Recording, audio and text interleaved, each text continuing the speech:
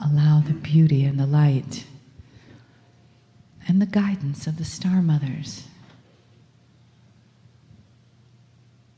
the guidance of Kryon, of Adirondda, of the Masters that have held the place for our transformation for so long and that are always here to guide us, especially when we celebrate with them our transformation, our journey. And we know that there is such deep benevolence and love.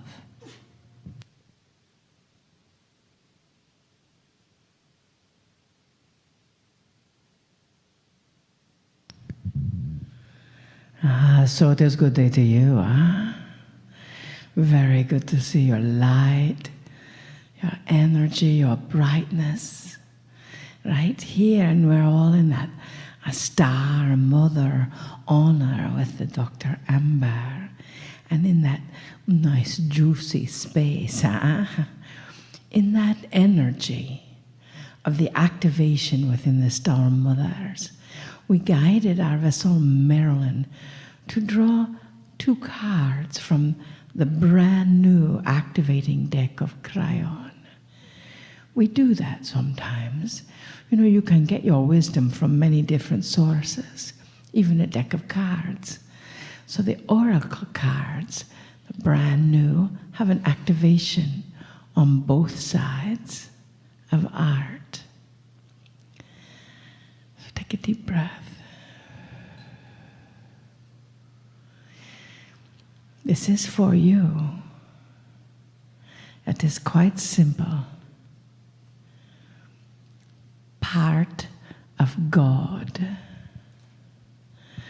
When our vessel Marilyn drew that card, she said, well, duh.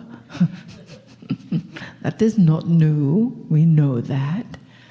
And we said, now draw the card facing it.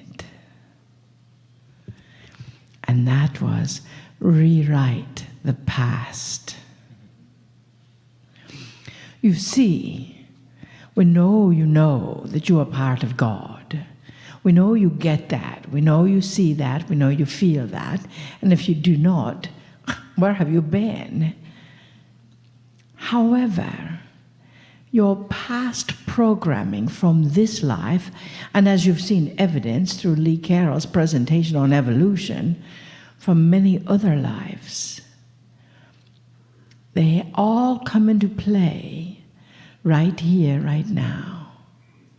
What we have discovered, and is proven now by science, is that when you heal your present, you are generationally healing your past. We call that generational healing, which is the reason to go into your Akash, is to rewrite your past, to connect with your own Akash in so many new and different ways, to connect with the healing from your ancestral lineage of your soul, and allow yourself to be the reminder that you are a part of God. Now, some people get caught up on the word God. Well, get over it. You can use good, orderly direction. You can use great, optimistic divinity. We don't care. It's all a part of the same word. And you can use God and Goddess in the same time, in the same breath. It is about why are you making that distinction of separation still. Now we are asking you to recognize anything in your past that you have felt might possibly still be separating you from that part of God. We are bringing it to the surface and to just relax, integrate. As it integrates, that memory may become a part of who you are. That proposition that conversation, that situation may be part of who you are, because you are the divine. So all parts of you are the divine as well. We don't want to rip those parts out of you that may not serve your highest good any longer because you're done with them. Instead, we want to honor them for the part that they have played in the evolution of you. Because you are perfect. You are magnificent. You are part of God. And as you know, God does not create mistakes.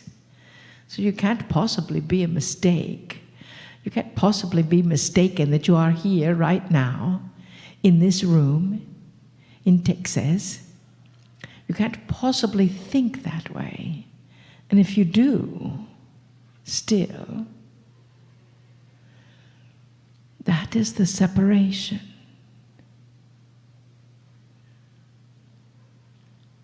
We ask you to remind yourself that there is no more separation except in your own mind. And that is what you are indeed rewriting. To honor those parts of yourself for their educational system and their educational worthiness. You learned from those experiences, and now the people, the kids, the young beings that are very ancient souls that have little tiny bodies, they are carrying that wisdom forward. That is the fact, the new energy. And you know, if they can carry the wisdom forward, you can certainly awaken it in yourselves. How many times do you get the opportunity to hear, remember who you are? Be who you are. Remember that you are love. We ask you to get it so we can move on to new information. We ask you, what is your new information? The fact that you can arc energy all around the planet and see a difference in this world. The fact that your intention can effectively be experienced by someone you've never met. The fact that your energy, your focus of holding the image of the earth in between the palms of your hands and moving the energy of love and wisdom and clarity back and forth can indeed be the difference. You can rewrite the past. But dearest beings of light, we implore you to live right here and now and understand your magnificence. Understand that vision that your soul had for you when you arrived in that little body on this planet and chose your parents and chose your family, and we know some of you are still wanting to renegotiate that. And yet think of all the wondrous things that you learned to bring you here. Gratitude. as the joy says, is the abracadabra of the universe. So understand your own gratitude. Understand your own abilities. It is innate within you. In disengaging that belief that your innate is somehow less than what you think that it is, you are accepting the fact that you are not a part of God, and that's just simply ridiculous. Be who you are. Be the light, the love, the wisdom, the clarity, the joy, the laughter, the peace, the calmness, the centeredness, the vivaciousness, the dance, the rowdiness. Be it all. Because you are part of God. Namaste. Greetings, dear ones. I'm Kryon of Magnetic Service. Yesterday, both channelings loosely spoke of invisible things. Things that were happening on this planet outside of the purview of what you normally see or feel or participate in. The message is actually the same now. But I bring you a premise, something not very old. It's something that I had to present first to the Lemurian women last night. There is an intervention at hand for this planet from the creative source, from those ascended ones, from the stars. There's something happening. I would like to go back in history and show you precedent in almost all of the main religions for intervention from Spirit. It is indeed true that humans have free choice. The choice not to look, the choice to participate in invisible things, the choice to imagine, perhaps, that there are more dimensions and higher consciousnesses, even here on the planet. But even within the free choice, there have been times when that creator of love will step in and help. You haven't analyzed it yet. Almost every belief system on the planet has had these things. A place, a time, a system where things can change because they're more divine than other times. Even start with the Hindu, who all know that they can drop that which they believe they've come in with, which is the karma, issues and problems and past life solutions, and they can drop them all and experience nirvana if they can just get to a certain place and bathe in a certain river at a certain time. That is an intervening system. The Jewish nation looks so proudly upon the intervening God that they believe in through the Exodus, that they were helped out of a situation so that they could have a nation eventually. And they would say, God intervened in a divine way in this situation or that situation so we could see things we couldn't see before. And they had free choice.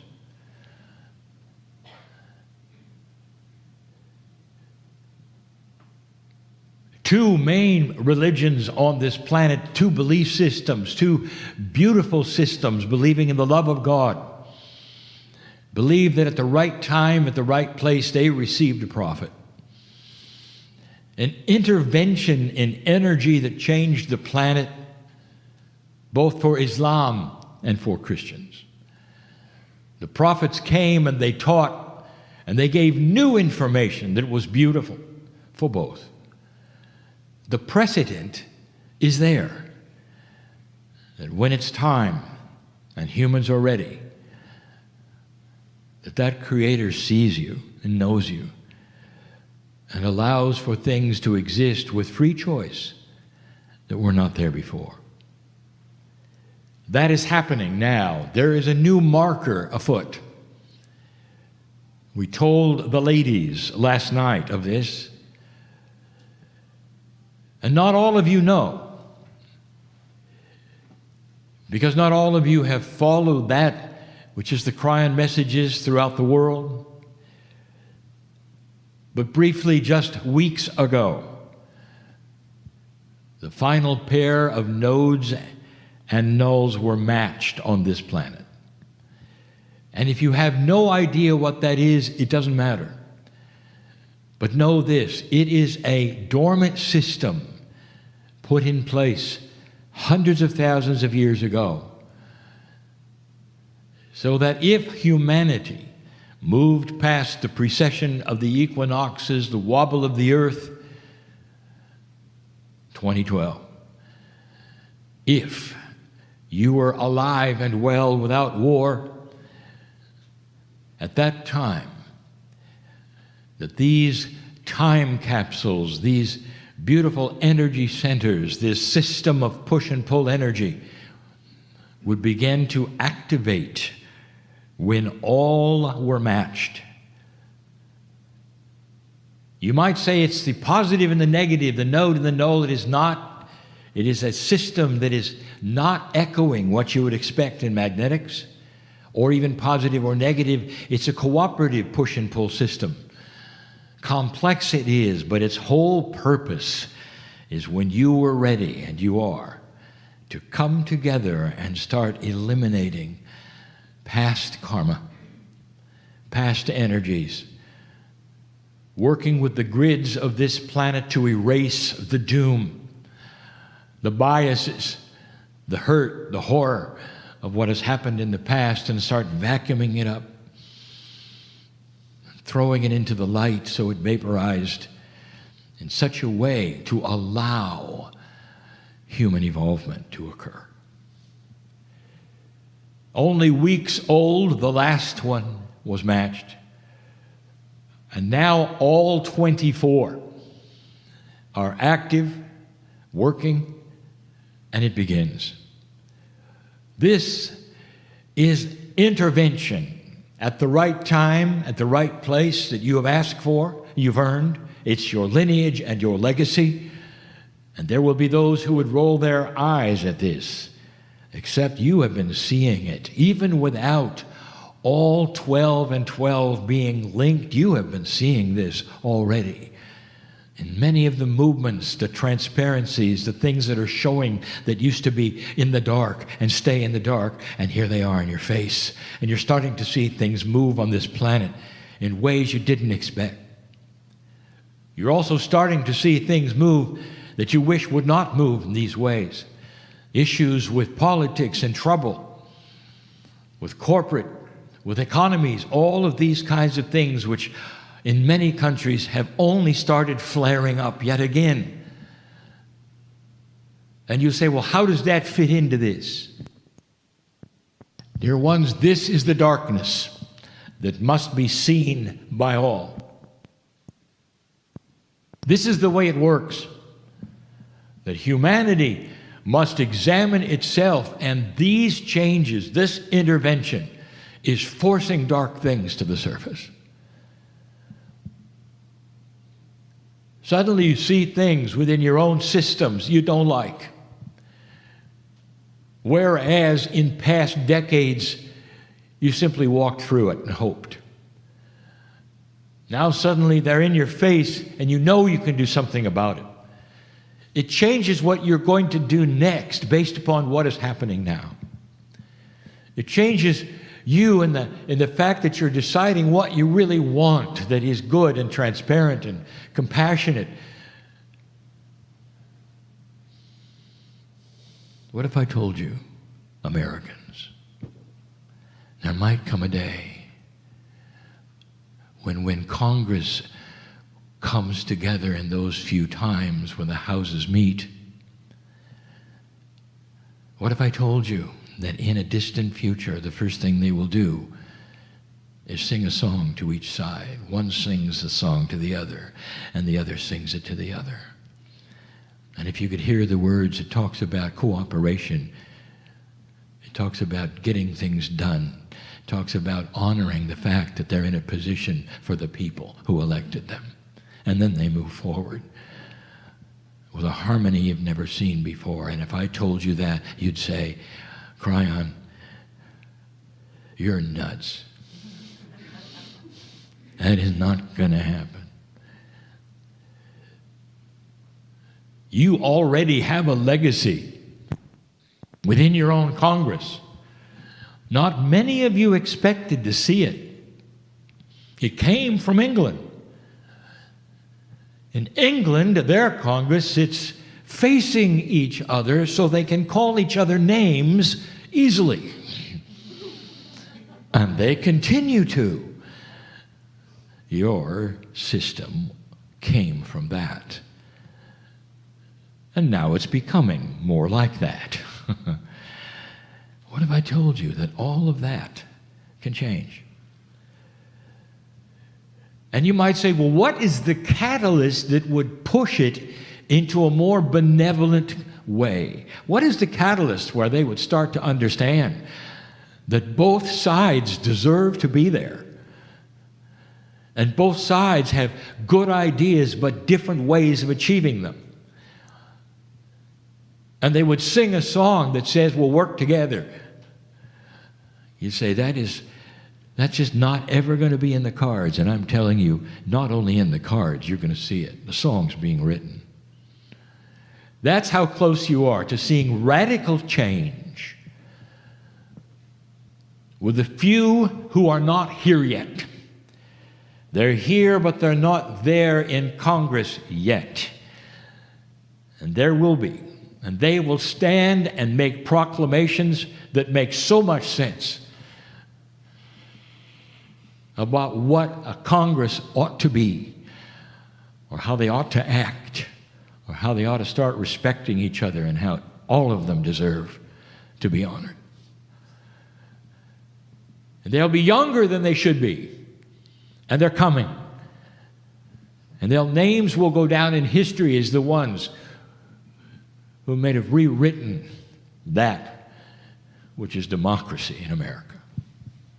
These are the kinds of things that these nodes and nulls, as they push and pull, and the energy that they dispense on this planet, uniformly for all, these are the things that will start to show up. It's not for one belief system, dear ones. It's for humanity. There is intervention occurring. Now, you might say, well, that's very interesting, hard to believe, but I like what I hear. Well, it's more than that, old soul. Now comes your part. Is it real or not? Can you use your innate and your intuition? Can you use your power of consciousness to say to Spirit, Spirit, show me these things. If they are real, allow me to participate in a higher vibration. And if you do, things start happening. They start happening. Go ahead and throw a fleece down before the creative source and say, if you're there, show me.